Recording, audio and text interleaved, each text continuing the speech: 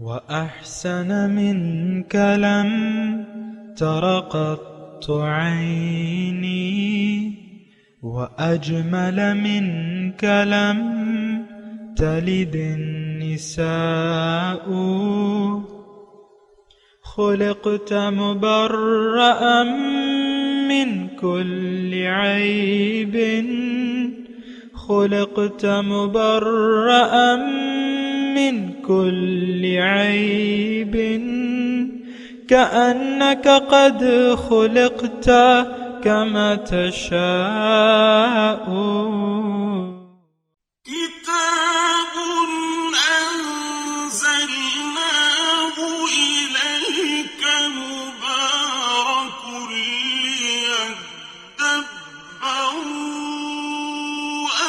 آياته وليتذكر أولو الألباب. یہ کتاب برکت والی ہے جسے ہم نے آپ کی طرف نازل فرمایا ہے تاکہ دانش مند لوگ اس کی آیتوں میں غور و فکر کریں اور نصیحت حاصل کریں. اللہم صلی علی سیدنا محمد وعلی آل سیدنا محمد بعدد کل ذرۃ مئۃ الف الف مرۃ. سامعین و ناظرین اکرام، السلام علیکم ورحمۃ اللہ وبرکاتہ. سامعین اکرام، سورہ شورى آیت نمبر 24. آج کے سبق کا موضوع، کیا ہم حق کو سچ تسلیم نہیں کرتے؟ اس کے ساتھ آج کے سبق کا آغاز کرتے ہیں. سب سے پہلے گزشتہ سبق کا اعادہ ہوگا. ذلك الذي يبشر الله عباده الذين آمنوا وعملوا الصالحات قل لا أسألكم عليه أجرا إلا المودة في القربى ومن يقترف حسنة نزد له فيها حسنا ان اللہ غفور شکور. یہ وہ انعام ہے جس کی خوشخبری اللہ ایسے بندوں کو سناتا ہے جو ایمان لائے اور نیک اعمال کرتے رہے. فرما دیجئے میں اس تبلیغ رسالت پر تم سے کوئی اجرت نہیں مانگتا مگر اپنی اور اللہ کی قرابت و قربت سے محبت چاہتا ہوں، اور جو شخص نیکی کمائے گا ہم اس کے لیے اس میں اخروی ثواب اور بڑھا دیں گے. بے شک اللہ بڑا بخشنے والا قدردان ہے. سامعین کرام، سورہ شورى آیت نمبر 24. لیکن 24 نمبر آیت سے پہلے جو تھوڑا سا رہ گیا تھا کہ من یقترف حسنۃ نزد لہ فیہا حسنا، کہ جو بھی نیکی کمائے گا اس کی نیکی میں ہم اضافہ کر دیں گے. ان اللہ غفور شکور، بے شک اللہ تعالیٰ بخشنے والا مہربان ہے. آپ کو میں نے گزشتہ سبق میں بھی یہ کہا تھا سامعین کرام کہ انسان کی یعنی ذہن پر ایک شیطانی خیال یہ مسلط ہے کہ اگر ہم نے نیکی کا راستہ اپنا لیا، اللہ کو اپنی منزل بنا لیا اور زندگی کو اللہ کے لیے خالص کر دیا تو ہمیں ناکامی کا سامنا کرنا پڑے گا، ہم پھر ظاہری دنیا میں سروائیو نہیں کر سکیں گے. اور یہ میں یعنی محسوس کر رہا ہوں ایسا اس معاشرے میں رہتے ہوئے کہ لوگ یعنی باوجود جبکہ اللہ تعالیٰ نے بہت سے انعامات ہمارے لیے تیار کر رکھے ہیں، جنت تیار کر رکھی ہے، اس کا تذکرہ بھی اللہ تعالیٰ فرما رہا ہے کہ ایسی ہوگی ایسی ہوگی، اور جو بھی بیان ہو رہا ہے اللہ تعالیٰ فرما رہا ہے اس سے کہیں بہتر ہوگی. فَلَا تَعْلَمُ نَفْسٌ مَّا أُخْفِيَ لَهُم مِّن قُرَّةِ أَعْيُنٍ، کوئی نفس نہیں جانتا، کوئی انسان نہیں جانتا کہ اللہ تعالیٰ نے اس کی آنکھوں کی ٹھنڈک کے لیے کیا کیا چیزیں تیار کر رکھی ہیں. تو سامعین کرام، یہ ایک ایسی چیز ہے جس کا لالچ کیا جانا چاہیے. یہ ایک یقینی چیز ہے، ہمارا تو یقین بھی نہیں آتا، لیکن 1000% سے بھی زیادہ یہ بات سچ ہے کہ اللہ تعالیٰ نے ایک بہترین زندگی اس کا ہمارے لیے تیاری کر رکھی ہے. تیاری اللہ تعالیٰ کے لیے کیا ہے؟ تیاری کا تو خیر نام ہے نا، بہرحال اس نے چاہا کہ بھئی ایسی بہترین جنت ہو تو وہ تیار ہو گئی۔ انما امرہ اذا اراد شیئن اذا اردناه لشیئن ان یقول له کن فیکون۔ کن فیکون کا معاملہ ہوتا ہے جنت میں بھی، بس یہ ہم سوچیں گے اور وہ چیز ہو جائے گی، اور یہ اللہ تعالیٰ نے قرآن میں لکھ دیا ہے وَلَكُمْ فِيهَا مَا تَشْتَهِيهِ الْأَنفُسُ وَتَلَذُّ الْأَعْيُنُ، یا وَلَكُمْ فِيهَا، پہلے اس کا ترجمہ کر دوں کہ تمہارے لیے اس جنت میں جو تمہارا نفس چاہے گا اور جو تمہاری آنکھوں کی ٹھنڈک ہوگی۔ ارمان پورے کرنے کی جگہ جنت ہے سامنے کرام۔ دنیا کے ارمان نہیں ہونے چاہیے، یہ بات میں بالکل ہاں ارمان ہونا چاہیے لیکن میٹیریل کے ارمان نہیں ہونے چاہیے۔ اس کی وجہ یہ ہے کہ یہ دنیا آرام کی جگہ کا نام نہیں ہے، یہ کام کی جگہ ہے۔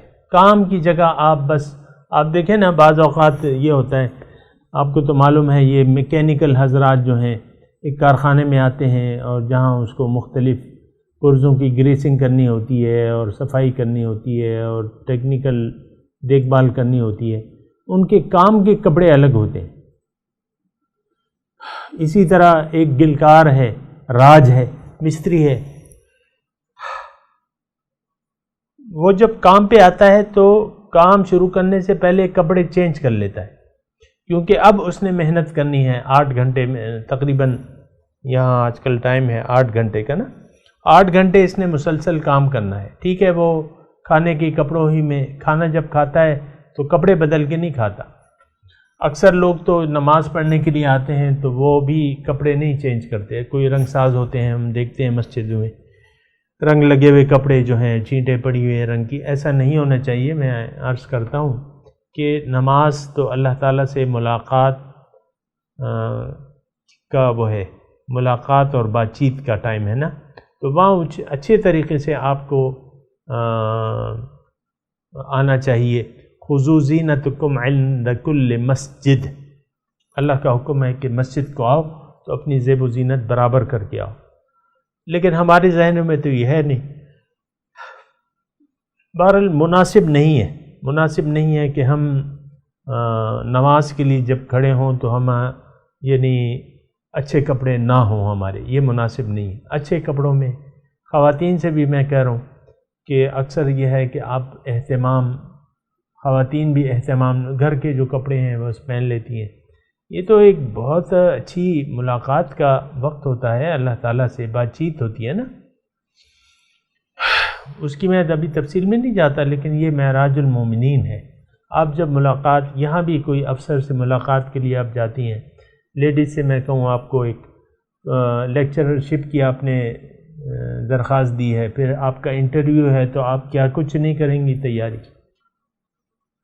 پہلے سے بالوں کو رنگ لیں گی 1-2 دن پہلے سے کہ بھئی میں نے فلاں دن جانا ہے اور نوکری کے لیے انٹرویو دینا ہے، اور پھر یعنی جب انٹرویو کے لیے، یہ دیکھیں میں صرف آپ کو بتا رہا ہوں کہ یہ ہونا چاہیے، ہمارا اس میں ایسا یعنی تکلف ہم نہیں کرتے، اختیار نہیں کرتے نا، ہونا چاہیے۔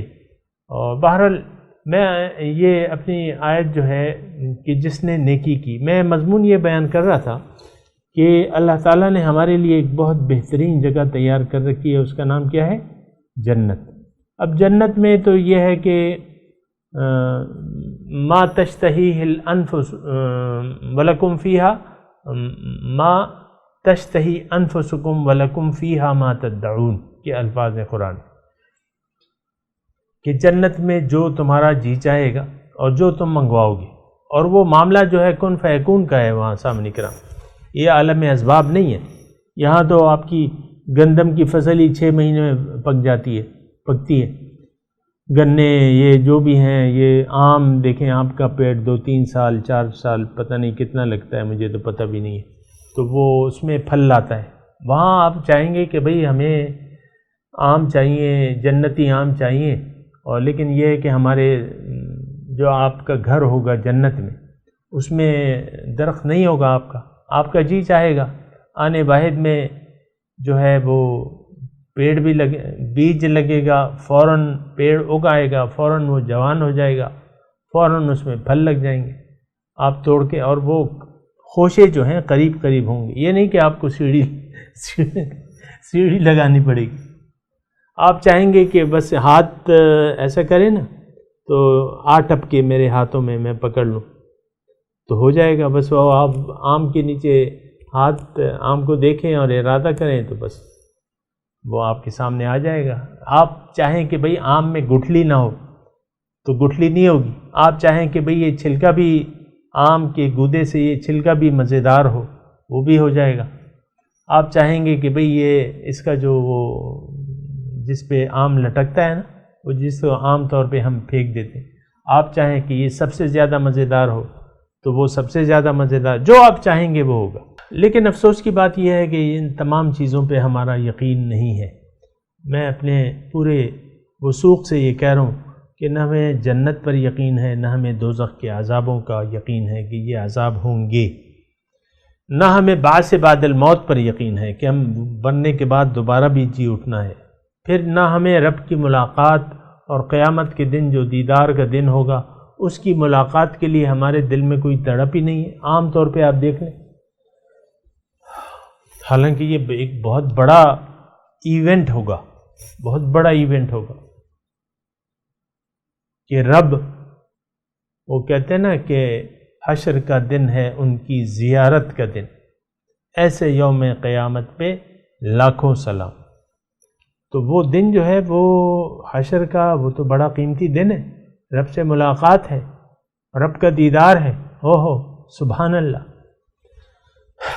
تو میں یہ کہہ رہا ہوں کہ نیکی، یہاں تذکرہ ہو رہا ہے، اللہ تعالیٰ نے فرمایا وَمَن يَقْتَرِفْ حَسَنَةً، جو نیکیاں کمائے گا اس کی نیکیوں میں ہم اضافہ کر دیں گے. نیکیاں کیا ہیں؟ آپ کو میں بتا بھی چکا ہوں، آج دوبارہ بتا دیتا ہوں. دیکھیں، ہر وہ کام نیکی ہے. اگر آپ نے اللہ تعالیٰ کے لیے زندگی وقف کر دی ہے، اگر آپ نے اپنے آپ کو اللہ کے ہاتھ پہ فروخت کر دیا ہے، بیعت کر لی ہے اللہ تعالیٰ سے، اور اپنا مال و جان اللہ تعالیٰ کے حوالے کر دیا ہے اور اس کو حوالے کرنے کی کوشش کر رہے ہیں، تو وہ سودا مقبول ہے. اب اللہ کا راستہ ہے اور آپ نے چلنا ہے اس پہ. اللہ کا راستہ ہے اور آپ نے اس پہ چلنا ہے، کیونکہ ان ربی علی صراط مستقیم، رب تو سیدھے راستے پر ہے. بعض لوگ اعمال نہیں کرتے، صراط مستقیم پر نہیں چلتے، پھر بھی وہ توقع رکھتے ہیں کہ بھئی ہم تو جائیں گے جنت، یہ تو ٹھیکہ ہے ہمارا. ایسی نہیں ہے، یہ بات غلط ہے. جنت عمل سے ہوگی. عمل کے کرنے والے جو ہے، ایمان اور عمل صالح، یہ یعنی لیجبل ہوں گے، مستحق ہوں گے جنت میں جانے کے. اور اس کے علاوہ اگر کوئی ایمان نہیں ہے، حقیقی ایمان جس کا نہیں ہے، تو پھر عمل صالح بھی نہیں ہے. لیکن میں صرف آپ کو یہ بات بتا رہا ہوں یہاں کہ نیکی کیا ہے. ہر وہ کام نیکی بن جاتا ہے جو آپ جس میں للہیت ہو. میں آپ کو کہہ رہا ہوں مختصر طور پہ، میں نے بتایا نہیں، کہ اللہ تعالیٰ اگر آپ کی منزل ہے اور اللہ کے راستے پر آپ رواں دواں ہیں ایک نگران کی نگرانی میں، یا آپ نے اسلام کو قبول کر لیا ہے بحیثیت ایک دین کے، اب جو آپ کے تمام کام جو ہیں اس کا تعلق دین سے ہو گیا ہے، کیونکہ دین ہر معاملے میں آپ کی رہنمائی کرتا ہے، ہر معاملے میں. تو آپ جو بھی اب کر رہے ہیں، یعنی اللہ کو منزل بنا کے اب جو بھی آپ زندگی گزار رہے ہیں، یہ بات نوٹ کر لیں اچھے طریقے سے، ہر عمل آپ کا نیک بن جاتا ہے، حسنہ بن جاتا ہے، عمل صالح بن جاتا ہے. خواہ کہ آپ سو رہے ہیں، خواہ کہ آپ جاگ رہے ہیں، خواہ کہ آپ کھانا کھا رہے ہیں، خواہ کہ آپ آرام کر رہے ہیں، خواہ کہ آپ اپنے بچے کو ہوم ورک کرا رہے ہیں، خواہ کہ آپ شادی کر رہے ہیں، آپ بچے پیدا کر رہے ہیں، کوئی بھی کام کر رہے ہیں، تو وہ عمل صالح ہے.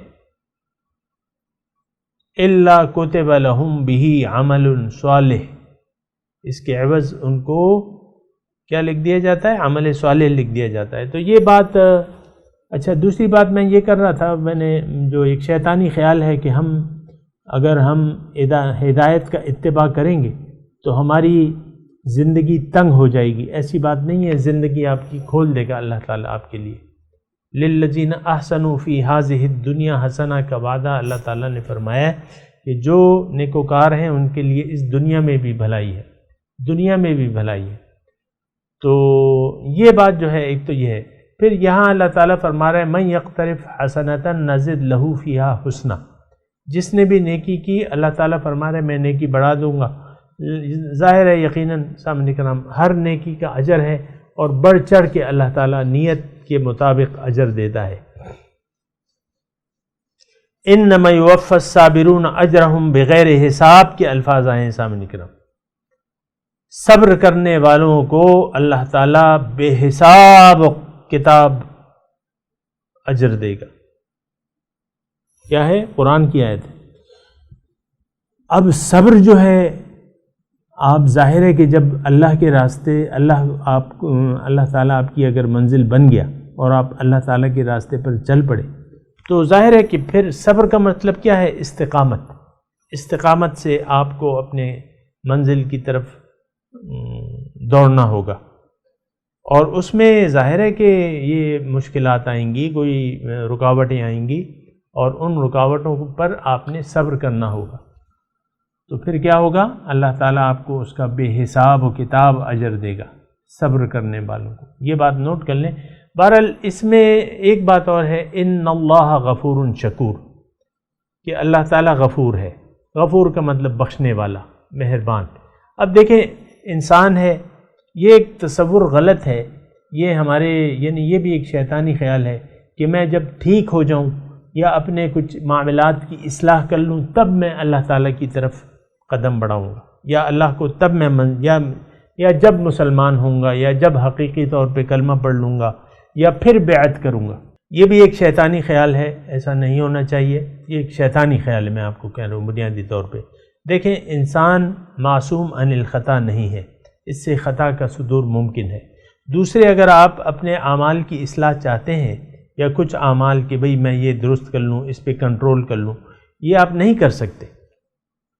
برے اعمال کو عمل صالح میں بدلنے کی ایک الگ صورت ہے، اس کا ایک لگا بندہ طریقہ کار ہے. سامنے کرام نفس پر کنٹرول کا ایک لگا بندہ طریقہ کار ہے.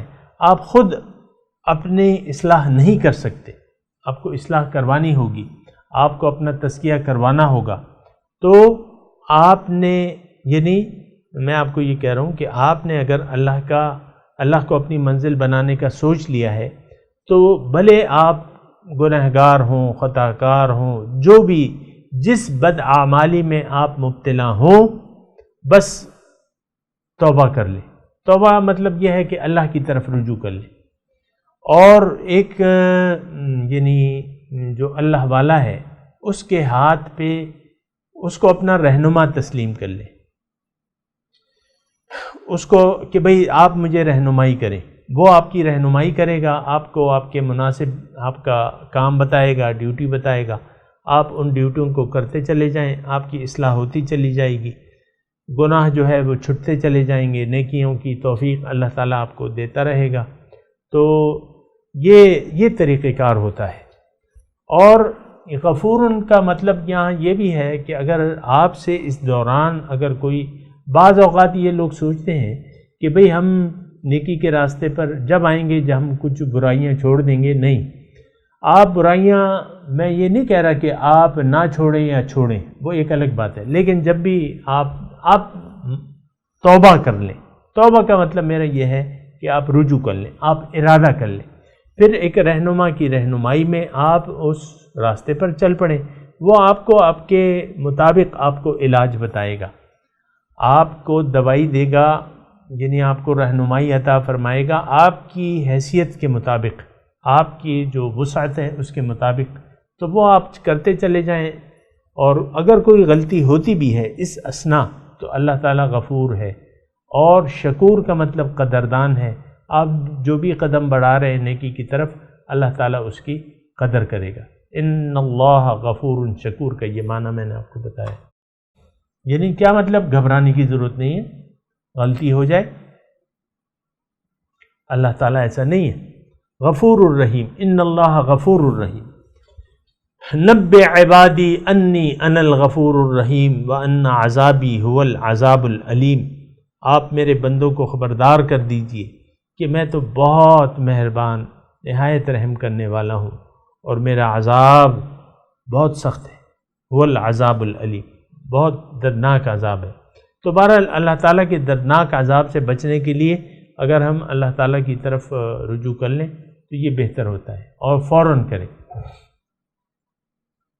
آگے چلتے ہیں سامنے کرام. ام یقولون افترا علی اللہ کذبا، کیا یہ کہتے ہیں کہ اس نے اللہ پہ جھوٹ باندھ لیا ہے.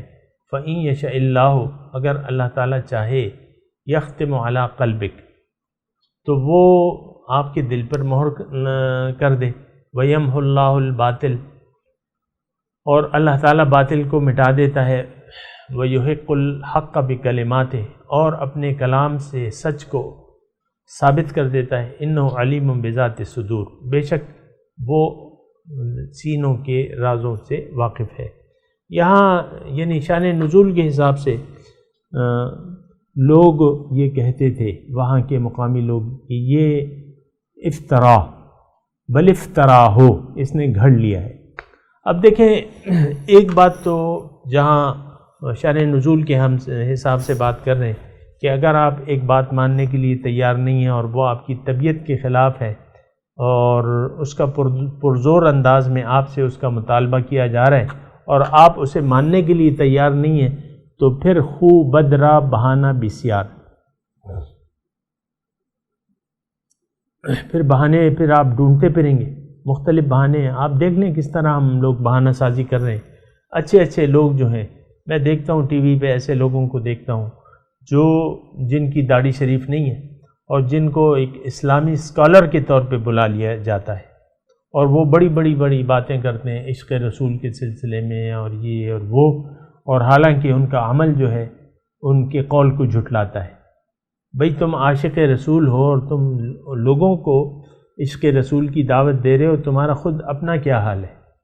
تو میں یہ نہیں کہہ رہا کہ داڑھی ایک معیار ہے عشق رسول کا، میں یہ ہرگز نہیں کہہ رہا، لیکن ایک علامت تو ہے، ایک سنت تو ہے. آپ نے کیوں ان سے انحراف کر لیا ہے؟ کیوں آپ نے عشق رسول، آپ کا عشق رسول آپ کو داڑھی رکھنے کی اجازت نہیں دیتا؟ تو یعنی مضمون ہے افطرا علی اللہ، جھوٹ. اور بہرحال اللہ تعالیٰ اس میں فرما رہے ہیں کہ اگر ایسا ہوتا، یہ تو اس میں تھوڑا سا مضمون یہ ہے سامنے کرام کہ دیکھیں اللہ یہ حکمت، یہ قرآن کیا ہے؟ یہ تو حکمت بھری کتاب ہے. وَإِنَّهُ لَقُرْآنٌ حَكِيمٌ، اور یہ بہت بابرکت ہے اور حکمت والی کتاب ہے، یہ نور ہے، یہ روشنی ہے، یہ دانائی کی باتیں ہیں. تو یہ اپنے آپ سے تو کوئی گھڑ نہیں سکتا. یعنی یہ ایسی گھڑی ہوئی کتاب ہے نہیں. مشرکین مکہ جو ہے خود اس بات کے کو مانتے تھے کہ ما ھذا کلام البشر، یہ انسان کا کلام نہیں ہے.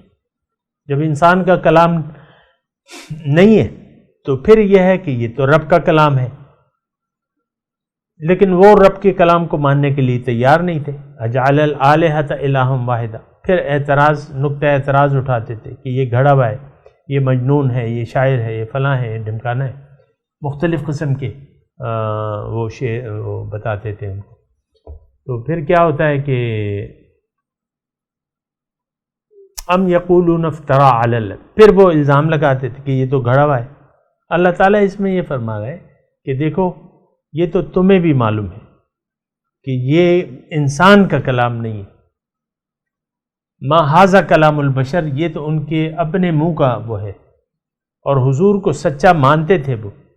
لا نکذبک، ہم تمہیں نہیں جھٹلاتے. ابو جہل فرماتے، ابو جہل کہتا ہے کہ ہاں یا محمد انا لا نکذبک ولکن نکذب بما جئت بہ، ہم آپ کو نہیں جھٹلاتے لیکن جو تعلیم آپ لے کے آئے ہیں، قرآن، جو راستہ، جو منزل آپ بتاتے ہیں، اس کو ہم نہیں مانتے، اس کو ہم جھٹلاتے ہیں.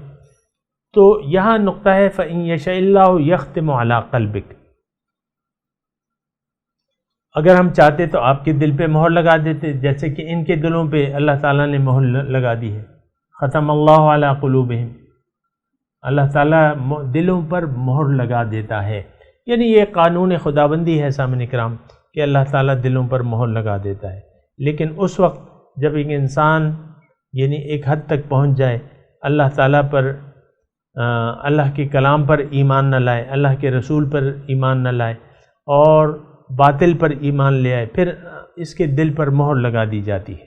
میں اس کی زیادہ تفصیل میں نہیں جا رہا، لیکن یہ ہے کہ آپ نے قرآن میں سنا ہوگا ختم اللہ علی قلوبہم وعلی سمعہم وعلی ابصارہم غشاوۃ ولہم عذاب علیم. اللہ تعالیٰ نے ان کے دلوں پر مہر لگا دی ہے اور ان کی کانوں پر اور ان کی آنکھوں پر پردے ہیں، غشاوۃ پردے ہیں، اور ان کے لیے دردناک عذاب ہے. تو اللہ تعالیٰ مہر لگا دیتا ہے. اب جب مہر لگا دیتا ہے تو اس سے تو پھر ایسی باتیں نہیں ہوتی. جس دل پہ اللہ تعالیٰ مہر لگا دے اس سے کلام الہی تو اس کی زبان پہ آ ہی نہیں سکتا. لیکن محمد صلی اللہ علیہ وسلم کی زبان سے تو علم و حکمت کے خزانے پھوٹ رہے ہیں. علم و حکمت تو ان کے دل پہ کیسے مہر لگ سکتی ہے؟ نہیں. اس میں اللہ تعالیٰ فرما رہا ہے یمحو اللہ الباطل، اللہ تعالیٰ مٹا دیتا ہے باطل کو، ویحق الحق بکلمات، اپنے کلمات، اپنے حکم کے ذریعے حق کو سچ ثابت کر دیتا ہے. انہ علیم بذات الصدور، بے شک اللہ تعالیٰ دلوں کے رازوں سے واقف ہے. اس میں مضمون تھوڑا سا یعنی ہو سکتا ہے کچھ مضمون رہ بھی جائے، لیکن میں آپ کو یہ کہہ رہا ہوں کہ اللہ تعالیٰ یہ کلام الہی اللہ تعالیٰ نے نازل کیا ہے، اور اس کو نافذ کرنا، اس کو غالب کرنا دیگر ادیان باطل پر، یہ اللہ تعالیٰ کا وعدہ ہے. والذی ارسل رسولہ بالہدی ودین الحق. لیکن یہ ہے کہ ابھی میرا ٹائم جو ہے، میں درس کا ٹائم پورا ہو رہا ہے اور میں تلاوت کرتا ہوں، میرے ساتھ دہرائیے. اعوذ باللہ من الشیطان الرجیم، بسم اللہ الرحمن الرحیم. ام یقولون افترا علی اللہ کذبا فإن یشاء اللہ یختم علی قلبک ویمحو اللہ الباطل ویحق الحق بکلماتہ انہ علیم بذات الصدور. ام یقولون افترا، ترجمہ سنا دیں. ام یقولون افترا علی اللہ کذبا، کیا یہ لوگ کہتے ہیں کہ گھڑ لیا ہے اس نے اللہ پہ جھوٹ. فإن یشاء اللہ، اللہ تعالیٰ چاہتا تو یختم علی قلبک، آپ کے دل پہ مہر لگا دیتا. یمحو اللہ الباطل، باطل کو اللہ تعالیٰ مٹاتا ہے. ویحق الحق بکلماتہ، اور حق کو سچ ثابت کر دیتا ہے اپنے حکم کے ذریعے. انہ علیم بذات الصدور، اللہ تعالیٰ سینوں کے رازوں سے واقف ہے. اب ان آیات کی تلاوت اور ترجمہ. ام یقولون افترا علی اللہ کذبا فإن یشاء اللہ یختم علی قلبک وَيَمْحُ اللَّهُ الْبَاطِلَ وَيُحِقُّ الْحَقَّ بِكَلِمَاتِهِ إِنَّهُ عَلِيمٌ بِذَاتِ الصُّدُورِ. Or do they say, he forged a lie about God? If God so willed, he could have sealed your heart. But God obliterates the false and confirm the true by his words. He knows what is in the hearts. سامعین کرام، اس کے ساتھ ہی آج کے درس کا وقت اختتام کو پہنچا. اگلے درس میں انشاءاللہ ملاقات ہوگی. وآخر دعوانا ان الحمد للہ رب العالمین. والسلام علیکم ورحمۃ اللہ وبرکاتہ.